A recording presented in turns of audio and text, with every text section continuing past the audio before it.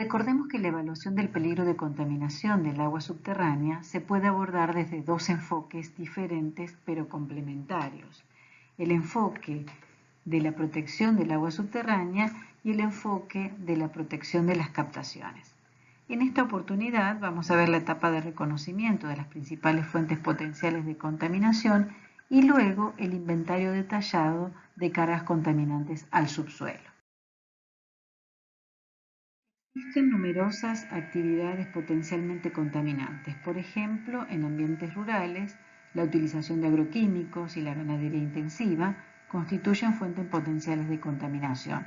En áreas urbanas y suburbanas, las fugas de las redes de alcantarillado, las fugas de tanques enterrados, la infiltración de efluentes industriales en el subsuelo, la infiltración de lixiviados de relleno sanitario, también son considerados actividades potencialmente contaminantes. En esta tabla se pueden observar los tipos de contaminantes que las diversas actividades pueden aportar al subsuelo. Por ejemplo, en zonas con saneamiento in situ podrían encontrarse en agua subterránea nitratos, microorganismos fecales, en curtidurías cromo, fenoles, algunos hidrocarburos halogenados, entre otros.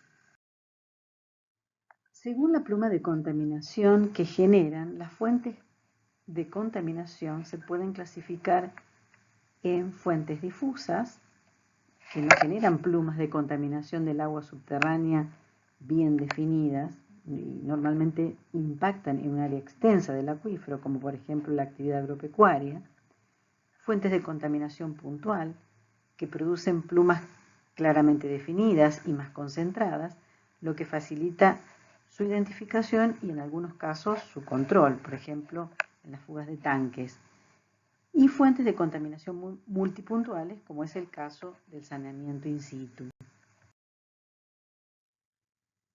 Según su ocurrencia, estas actividades pueden generar una carga contaminante como parte inevitable o integral de la misma, o pueden generarse incidental o accidentalmente. Desde un punto de vista histórico, las fuentes pueden ser pasadas, existentes o futuras.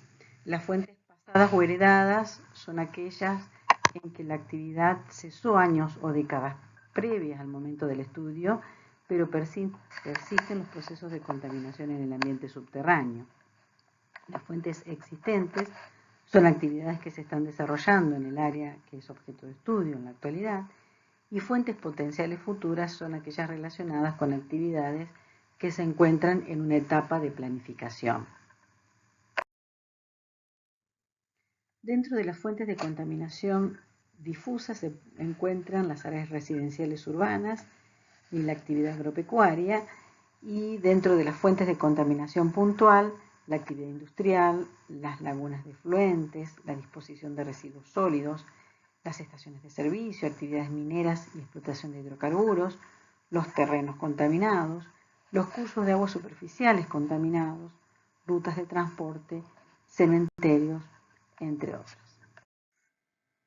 Una vez realizado un reconocimiento de las principales fuentes potenciales de contaminación del agua subterránea y teniendo en cuenta un enfoque de la protección de las captaciones, se debe realizar un inventario detallado de las fuentes potenciales de contaminación. En ambos casos, es fundamental evaluar qué actividades constituyen una amenaza de contaminación del agua subterránea, o sea, identificarlas, localizarlas espacialmente y hacer una caracterización sistemática de las mismas. Además, es importante conocer la evolución histórica de la actividad. El inventario se realiza en varias etapas. Primero debe diseñarse el inventario, o sea, identificar los objetivos del mismo, la fuente de información disponible, los recursos financieros, el personal y la selección del método a utilizar. La segunda etapa corresponde a la implementación del inventario, donde se organizan los grupos, se preparan planillas, se realiza el inventario propiamente dicho con la metodología seleccionada y luego se verifican los datos, se clasifican y categorizan las fuentes potenciales de contaminación en forma preliminar. Se evalúa la necesidad de información adicional y la necesidad de reconocimiento de campo. Finalmente, en la etapa de evaluación y síntesis, se organizan y evalúan los datos, se evalúan y clasifican las fuentes, se producen mapas y el inventario final, y de ser necesario se hacen recomendaciones para el control de la contaminación. Una metodología para caracterizar la amenaza de contaminación de las actividades humanas es el método POSH, cuyo nombre proviene del acrónimo Pollutant Origin Searches Hydraulically. Considera el tipo de contaminante asociado a esa actividad, o sea, PO, y el agua utilizada en esa actividad, que es la que conduce los contaminantes, o sea, SH. Es una metodología sencilla, pues utiliza datos existentes que clasifica la amenaza en 3 niveles: elevado, moderado y reducido. Esta tabla muestra la categoría de amenaza de contaminación de fuentes difusas como saneamiento in situ y prácticas agrícolas. En el caso del saneamiento in situ, considera que una cobertura del servicio de cloacas menor que el 25%, con una densidad poblacional superior a 100 personas por hectáreas, constituye una amenaza de contaminación elevada. En el caso de una cobertura del servicio de cloacas mayor que el 75% y una densidad poblacional inferior a 50 habitantes por hectárea, la amenaza de contaminación se considera reducida. Para el caso de las prácticas agrícolas, los cultivos comerciales intensivos y la mayoría de los monocultivos en suelos bien drenados, en climas húmedos o bajo riego con baja eficiencia, en sectores con pastores intensivos sobre praderas altamente fertilizadas, se considera que la amenaza de contaminación es elevada, mientras que la rotación de cultivos tradicionales, el pastoreo extensivo, sistemas de granjas ecológicas, cultivos bajo riego de alta eficiencia en áreas áridas, resultaría en una amenaza de contaminación reducida. En esta tabla se presenta la amenaza que representan las fuentes puntuales de contaminación. Por ejemplo, la disposición de residuos sólidos constituye una amenaza elevada si recibe residuos de industria tipo 3, moderada si recibe residuos residenciales y de industrias tipo 1 en zonas donde la precipitación es superior a 500 milímetros anuales, y reducida cuando recibe residuos residenciales y de industrias tipo 1 en zonas donde la precipitación es menor que 500 milímetros anuales. Las industrias tipo 1 tienen una amenaza reducida, las tipo 2 moderada y las tipo 3 elevada. Dentro de las industrias tipo 1 se encuentran las carpinterías, las fábricas de alimentos y bebidas, destilerías de alcohol y azúcar, procesamiento de materiales no metálicos. Se consideran industrias tipo 2 las fábricas de caucho, pulpa y papel, textiles, artículos eléctricos, fertilizantes, detergentes y jabones. Y tipo 3, e industrias tipo 3, los talleres mecánicos, refinerías de gas y petróleo, manufacturas de pesticidas, plásticos, productos farmacéuticos y químicos, curtiduría, fábricas de artículos electrónicos, procesamientos de metal.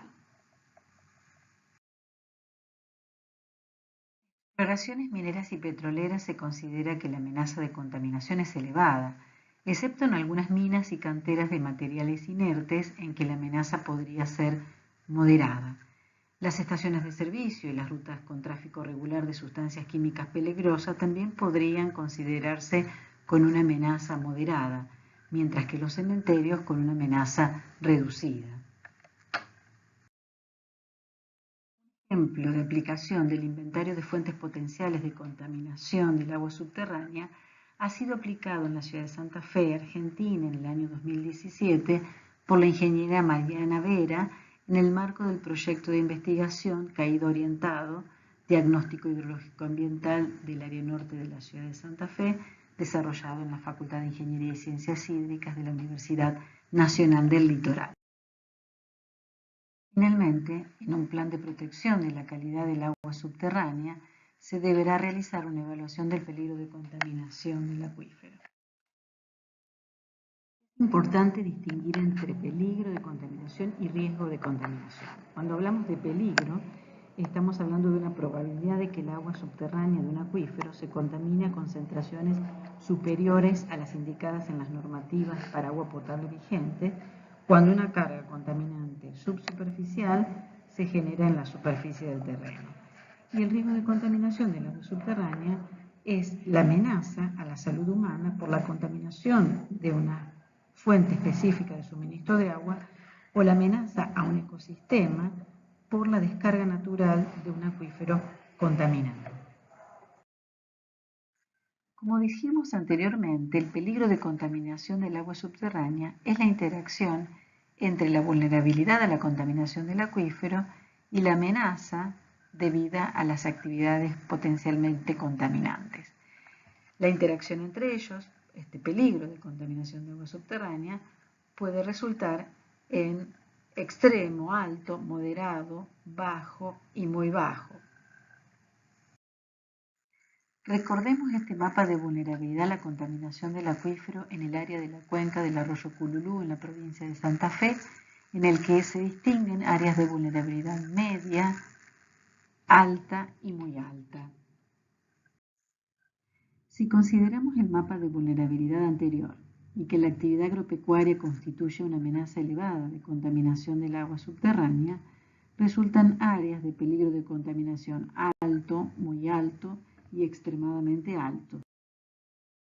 Finalmente, la evaluación de la vulnerabilidad a la contaminación del acuífero y su mapeo y la caracterización de las actividades potencialmente contaminantes que nos indican la amenaza que ellas constituyen a la calidad del agua subterránea y el mapa de peligro de contaminación de agua subterránea que surge de la interacción entre la vulnerabilidad y la amenaza son valiosas herramientas para la gestión de la protección de la calidad del agua.